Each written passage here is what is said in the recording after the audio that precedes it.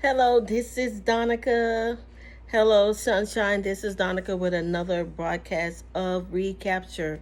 First John 1 and 5 says, "In him there is light, and there is no darkness at all."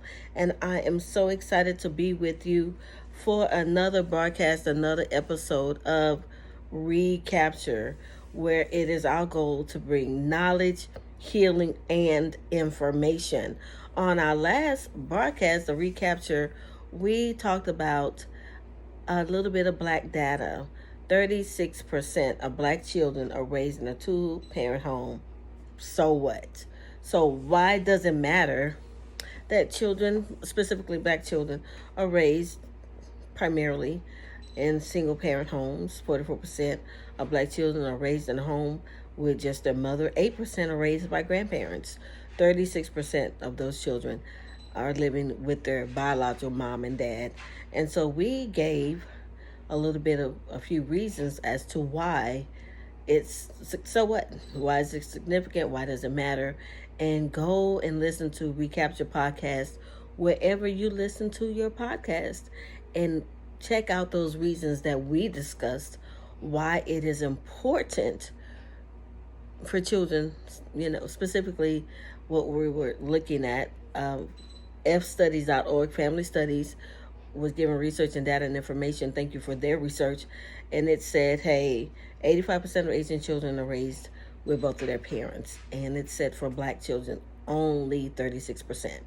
Being raised in a single parent home, as I've told you in my story before, my dad died when I was 9, and my mind and my heart was screaming, why? What's going on? What's creating this dynamic? And I would truthfully say to you, the only thing that you can do, I'm just looking here at the clock, the only thing that we can do and the only thing that you can do is get information and make conscious decisions to do something different. I think some of it is we have to look at the fact that one of the statistics that we discussed on that last podcast, and you can go and listen to it, is that when a black boy is raised in a home with his mother and his father, he's less likely to go to jail, spend time in prison. 14% versus 24% if he is being raised only by his mom or being raised in a single parent home, and 26% if he's being raised in a step family blended situation. So when the boy is not raised by both of his parents, he's more likely to go to jail. And so when we look at those data, why are black children only being raised and primarily being raised in a single parent home, and what can we do about it? I went to church today, and I'm going to tell you that the pastor said you cannot impart what you do not possess. And for me, in my life, in my relationship, in my marriage, it was very important for me for my children to be raised in a household with both of their parents. And I would tell you that there were times that was not always true, because we did not, being married 28 years, my husband and I did not always live together. And so a lot of those times, the statistics and the data that single parents were facing, I faced them, even though I was a married woman. And so I say to you what I heard at church today, which said, you cannot impart what you do not possess. And I think a lot of things in the dynamics that's going on in children's homes and in children's lives as parents, we have to analyze, and we have to dissect it and say, what is my role in it? Especially for those things that we were talking about, the things that youth are being faced with. And so I want to go back. Why don't we, in terms of dealing with children, go back to the basics? The things that our parents did, when they were raising us, being parents. They did different things. They raised us in a different way. They used corporal punishment and things of that nature. And I would say for myself, no, because you've heard me on this broadcast before. Oh, I don't want to do that. That's barbaric. I don't want to discipline my children. That's barbaric. We have a different way of doing things. As people say, oh, we do it the new age way. It's a new age way. No, because we're afraid of the police, we're afraid of child protective services or whatever they call it, family services, whatever they call it in your area. Well, maybe we have to consider, and I'm just showing it broadly. I'm saying maybe we need to get back to basics and consider the things that we that our parents did. I'm not talking about abuse. I'm not talking about beating your kid, right? Because I'm going to say for parents and generations of old, the parents did the best that they could. And they raised us the best way they could. And they used the tools and things that were available to them. And so they had a disciplined method. But I will tell you, I'm not advocating or saying anybody should be beating their child. I'm not advocating it. Do you use corporal punishment at home? I was the parent like, nope, because I just felt like my children are great kids. My children, when they were growing up, they did not cause me problems. None of them. None of my kids caused me a great deal of stress. But I didn't use corporal punishment. And in some areas, I'm just being honest, in certain areas, I didn't train my children because children have to be trained. Children have to be corrected and disciplined in love. If we don't discipline our children, then they're going to expose you. Really, to be honest, they're going to expose what you've put into them. So I'm going to say, why don't we take a little time to go back to basics when parents were parents and their yes was yes and their no were no. When I was a kid, I'm just telling you a story, and I didn't know this to be true until I became an adult and I was a parent of my own. And my mom, she said she would never tell us that she had a trip planned for us, that she was gonna take us to the movies, or that she had anything that she was gonna do for us, because she said we would bother her too much. So as a parent, when I became grown up, I said, Mom, why didn't you tell me? And so that bit of advice, that one little piece of advice, I took from my mom. So when I had things planned or scheduled for my kids, I didn't tell them, because plans change, things come up. It's raining outside, now you can't go to the park. Now the kids are complaining, oh, the rain. Mommy said you're going to take us to the park. Oh, Mommy said you're going to take us to the park. Now you're not going to the park because it's raining. So let's consider, are you a back to basics parents? Were you one of those parents, or one of those parents, you were raised and your mom was strict, she had physical discipline? I'm not talking about abuse, I'm not talking about things that you've been traumatized by. Are you the type of parent that used the same methods that your parents did, that your mom or dad, they meant business? I'm putting these questions out there. Are you I mean business kind of parent?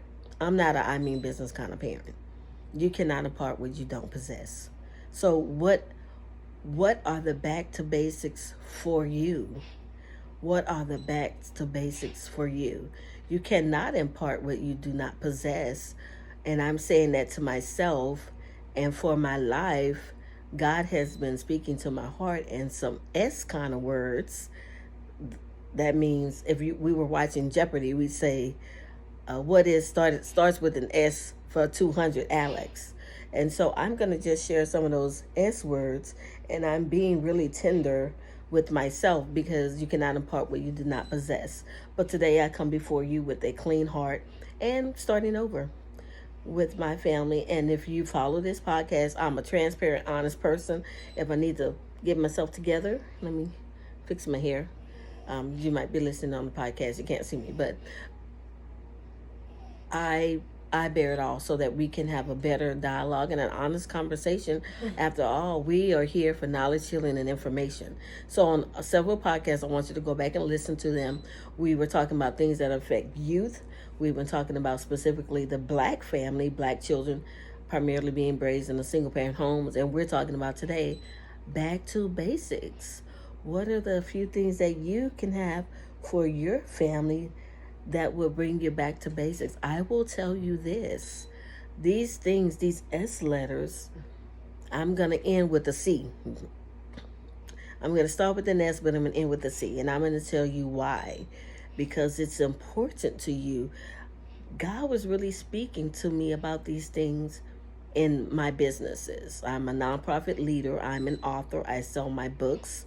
I have been from time to time in the direct selling industry. And so these are some words that God gave to me dealing with my business. But I will tell you that it worked for you and it will work for me, for our families. And here is our list. Slow down. Slow down. You're going too fast. You're doing too much. The kid don't have to play soccer, be a cheerleader, be in the band, be in the orchestra. Some of those things are, they in the band, they got to run over here, sing, they play the instrument, they in the orchestra. Is that possible? Slow down. The kid doesn't have to do everything. You don't have to always be the soccer mom, be over all the auxiliaries. Slow down. Have a schedule. In business, in my professional career, I go to these business trainings, and the business trainer will often say, "Hey, it's Sunday," and I've been to two business trainings, and the person says, they said, "Oh, it's a new month. Write your calendar for the whole month. Write the things that you're doing in terms of the activities for the children, in terms of your professional appointments. It's the beginning of the month. Do that at the beginning of the month." And also for two trainings or two business coaches that I have, they talk about they do those things on Sunday. So have a month schedule, slow down, have a schedule, have structure. When we were growing up in our household, oh, excuse me, in my family, in my household, I don't remember going to bed this early, but they said my mom had us ready for bed for like at 7 o'clock at night. Why? And my sister Morgan, she said, because my mother needed time for herself. So she put us down early. She combed our hair at night. She got her clothes out at night. I don't do that. I just start saying, hey, the boys are teenagers, my other kids are grown. You got to do your laundry on Sunday. Do I go back and watch and see if they did it? Mm-mm. But Monday morning is a telling story, right? So slow down. Have a schedule. Have structure. Stay focused. Stay focused. Stay focused. What are the goals or the things that you are needing to accomplish in this season? What season of life are you in? Several people that I know, they're empty nesters, their kids are grown. I'm still raising children, but I'm also a grandparent. What am I going to be focusing on? I know that. I'm not going to answer it today on this broadcast. I know the areas. Have systems, have steps, and strategies. So I'm going to say the 5 things from those lists, the ones that I'm going to focus on for us is slow down, stay focused, have a schedule, and have structure. And I'm going to say, remember I told you that the letter I was going to end with was C.